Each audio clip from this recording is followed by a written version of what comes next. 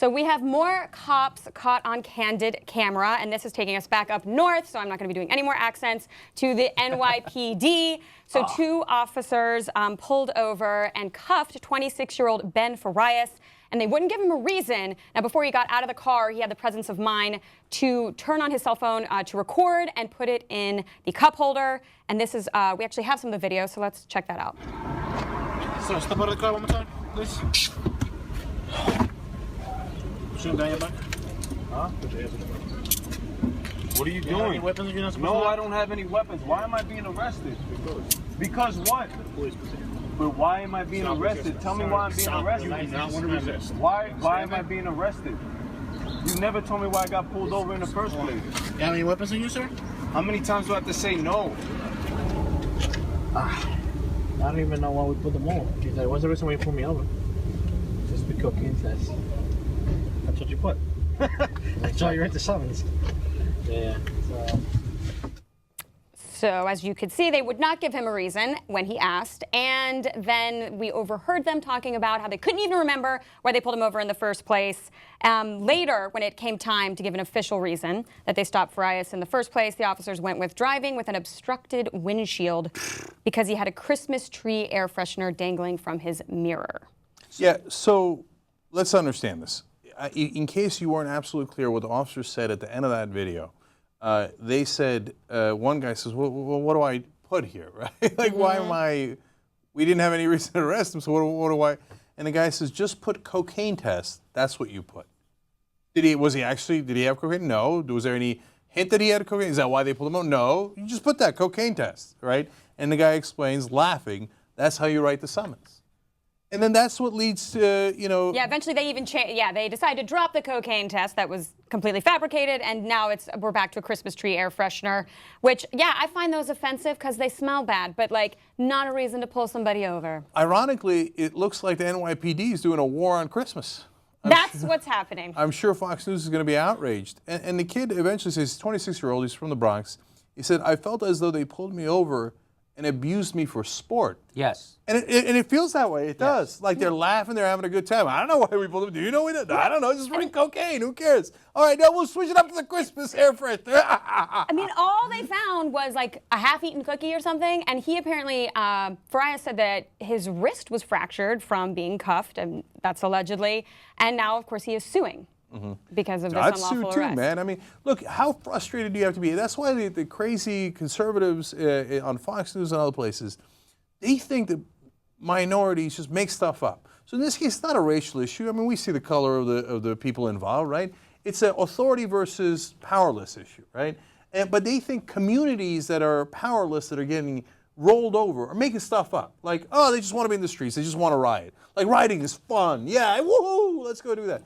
No, they're mad, whether it's whether it's New York City, whether it's Cleveland, whether it's Ferguson, wherever it is. They're mad because they consistently get treated like this by the authorities, who think it's a hoot and a holler to pull them over for no goddamn reason, arrest them, may possibly break their wrist, and do all these things. They don't, and so, you don't live that. Sean Hannity doesn't live that. But the guys in the Bronx, they live it every single day. Why do you think they're upset? That's why they're upset. It's like, how many videos do we have to watch of this, and how many times do those videos not have to include minorities for everyone to get it through their thick skulls that there is abuse of power in this country? And it is not every policeman. I am not like wholesale, throwing the like baby out with the bathwater on this one, but we are seeing a real malaise in the, in law enforcement.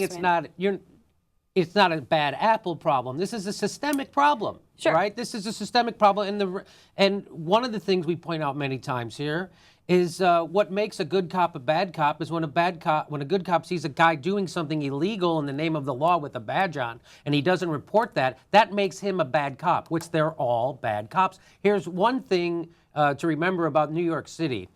Bloomberg News reported that in 1 year, New York paid out $750 million in police brutality lawsuits. In 1 year, that's according to Bloomberg News. That's more money than they spend to run the parks and recreation in Manhattan, in New York City.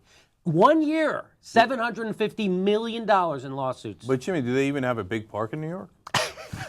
So I'll say one more thing. You talked about when they riot, why are they rioting? Why don't white people don't riot at CVS?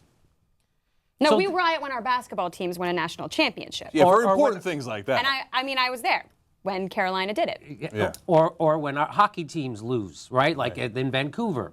So there was this famous experiment done by a grammar school teacher, I think in the 60s, brown eyes, blue eyes. So what she proved, she split up the class between kids with brown eyes and blue eyes, and she decided to treat all the brown-eyed kids like criminals and all the blue-eyed kids like great kids. And it turns out that they adopted into those roles. So however you treat someone, they're eventually going to start acting the way you're treating them. So when the police in America from coast to coast treat blacks and browns as already criminals, which is what stop and frisk is, you're guilty until proven innocent, and they know that no matter how they act, they're going to be criminals in the eyes of the law, because this shows you that cops can make you a criminal no matter what you're doing. They arrested a guy last week for cheering at his daughter's graduation ceremony. They can. So this is the over-policing of America. This is them making you a criminal whenever they feel like it. They can pull you over, just like when that cop in New York was yelling at that Uber driver. He goes, "I'm going to give you 3 violations right now." They can just arrest you and make up anything they want, and you are guilty of it. So again, what the over-policing of blacks and browns in America creates the very problem they claim to be fighting against. When you over-criminalize a population, they're going to start acting the way you treat them. Right, it's self-fulfilling Yes. prophecy. Yeah, the Stanford prison experiment is another good example of that, right? It's not exactly the same thing, but it's similar in that Stanford kids, brilliant kids, right? And they get involved in a psychology experiment. The professor tells them, okay, you're going to pretend to be the guards, and others you're going to pretend to be the prisoners. Yes. Almost immediately, the guards become vicious, and the prisoners become defeated, right?